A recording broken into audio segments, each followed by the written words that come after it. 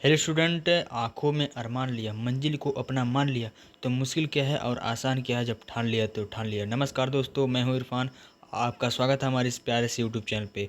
आज हम देखने वाले हैं सामान्य हिंदी का वायरल पेपर, जो कि आपके एग्ज़ाम के दृष्टि से आपका 24 फरवरी को पेपर होने वाला है। तो 24 फरवरी का ये वायरल पेपर है, तो आपके बोर्ड एग्ज़ाम की दृष्टि से काफ़ी इंपॉर्टेंट वायरल पेपर हो सकता है। 301 VI सेट का काफ़ी इंपॉर्टेंट वायरल पेपर 2025 का लेटेस्ट वायरल पेपर है। चलिए इस पेपर का फुल सॉल्यूशन इस वीडियो में बताया जाएगा। ठीक है, एक एक क्वेश्चन का आंसर। अगर आपको कोई भी दिक्कत हो तो आप कमेंट करिएगा। ठीक है, चलिए अगर आपको वीडियो अच्छा लग रहा हो तो आप वीडियो को लाइक करके चैनल को सब्सक्राइब कर लीजिए। इसी प्रकार के मॉडल पेपर के अगर आपको चाहिए तो चलिए स्टार्ट करते हैं। तो सबसे पहले आपको पता ही होगा 15 मिनट परीक्षार्थियों को पढ़ने के लिए, यानी जो क्वेश्चन पेपर ये दिया जाता है 15 मिनट पढ़ने के लिए दिया जाता है, और इसमें 2 खंड संकलित होते हैं और सभी का उत्तर देना अनिवार्य होता है आपके उत्तर पुस्तिका में। तो सबसे पहला खंड का होता है, तो खंड का में आपका बहुविकल्पीय क्वेश्चन 10 दिए जाते हैं। तो चलिए सबसे पहला बहुविकल्पीय हमारा क्वेश्चन दिया गया है, भारतेंदु युग की पत्रिका नहीं है। भारतेंदु युग की पत्रिका नहीं है सरस्वती, ब्राह्मण, हरिश्चंद्रिका, आनंद कादम्बिनी। ठीक है दोस्तों, भारतेंदु युग की पत्रिका नहीं है। ठीक है, तो इसका जो आपका करेक्ट ऑप्शन हो जाएगा ये वाला। ठीक है, आनंद कादम्बिनी।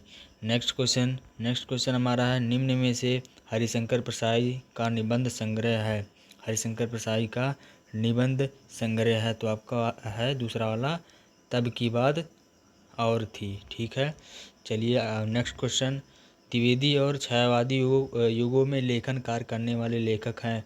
सरदार पूर्ण सिंह, महावीर प्रसाद द्विवेदी, बालकृष्ण भट्ट, गुलाब राय। ठीक है, इसका आपका चौथा वाला ऑप्शन हो जाएगा गुलाब राय। ठीक है, अगला क्वेश्चन हमारा है, नेक्स्ट क्वेश्चन, अशोक के फूल निबंध है, ललित निबंध है, मनोवैज्ञानिक निबंध है, बुद्धि प्रदान निबंध है, ऐतिहासिक निबंध है। तो आपका जो अशोक का फूल है वो निबंध मतलब निबंध ललित निबंध है। ठीक है दोस्तों, आगे देखते हैं। आगे हमारा नेक्स्ट क्वेश्चन है, रॉबर्ट नर्सिंग होम में रचना विधा है, रेखाचित्र, नाटक, रिपोर्टाज, कहानी। इसका आपका करेक्ट ऑप्शन हो जाएगा रिपोर्टाज। ठीक है, नेक्स्ट क्वेश्चन, तार सप्तक का प्रकाशन हुआ। तार सप्तक का प्रकाशन कब हुआ, तो 4 ऑप्शन है, इसमें जो आपका करेक्ट ऑप्शन हो जाएगा पहला वाला 1943 ईस्वी में। ठीक है, अगला नेक्स्ट क्वेश्चन हमारा, वीर गाथा काल की विशेषताएं, मुक्तक काव्य रचना, प्राकृतिक चित्रण, युद्धों का सजीव चित्रण, और चौथा हमारा नारी का रूप, संदर्भ चित्रण।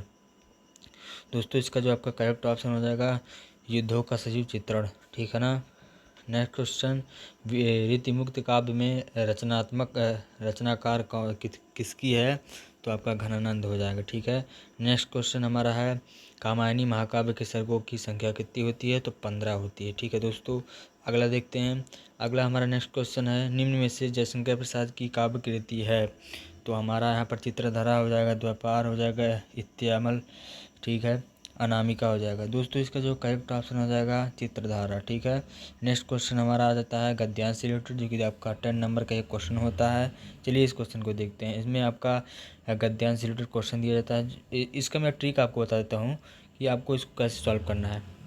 जैसे आपको कहीं भी पद्यांश में अगर राष्ट्र, भूमि और धरती की बात की जाए, तो आप समझ जाना वो किसकी है, राष्ट्र के स्वरूप नामक पाठ से लिया गया है, और इसके लेखक वासुदेव शरण अग्रवाल जी हैं। ठीक है, इसको कैसे यहाँ पर चलिए इसको पढ़ते हैं। मृत भूमि पर निवास करने वाले मनुष्य राष्ट्र का दूसरा अंग है। पृथ्वी हो और मनुष्य ना हो तो राष्ट्र की कल्पना असंभव है।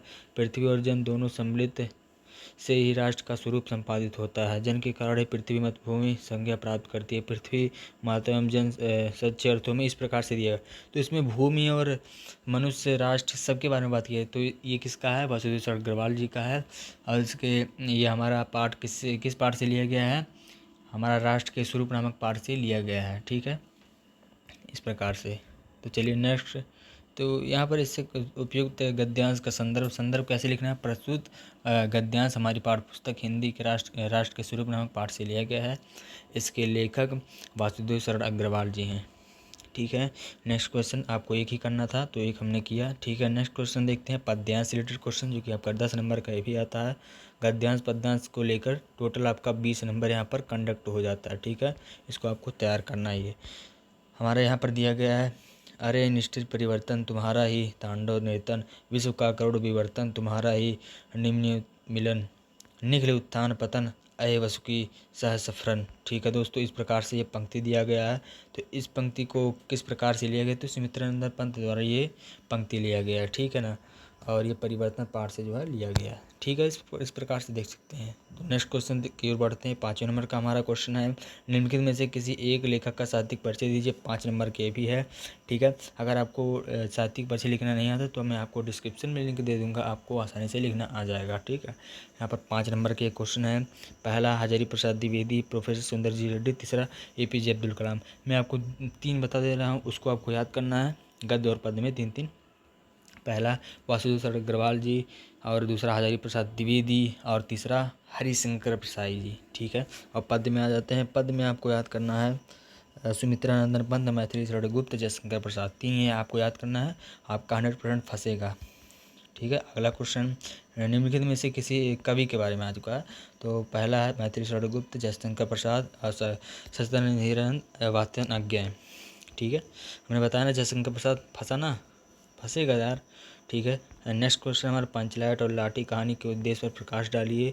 इसमें चित्रण नहीं पूछा जाता है, आपका प्रकाश ही पूछा जाता है। उद्देश्य पूछा जाता है और प्रकाश, इस पे क्या मतलब, इसका उद्देश्य क्या निकला, और इस पे किस कहानी पर सारांश पूछता है। ठीक है, और इसका चित्रण नहीं पूछा जाता, चित्र आपको नहीं पढ़ना है। ठीक है, और इस प्रकार से दिया गया। तो इसको अगर आपको लिखना नहीं आता तो मैं आपको डिस्क्रिप्शन में लिंक दे दूँगा, पंचलाइट भी आप लिख लीजिएगा। नेक्स्ट क्वेश्चन, ये वाला क्वेश्चन आपके जिले के अनुसार होता है, तो आप अपने स्कूल में संपर्क करके पूछ, आपको पता ही होगा कि इसको कैसे लिखना है। बहुत से लोगों को नहीं पता होगा, तो आप अपने क्लास टीचर से संपर्क करके पूछ लीजिए, सर हमारे यहाँ ज़िले में कौन सा खंड काव्य लगता है, तो आप उस प्रकार से लिख सकते हैं।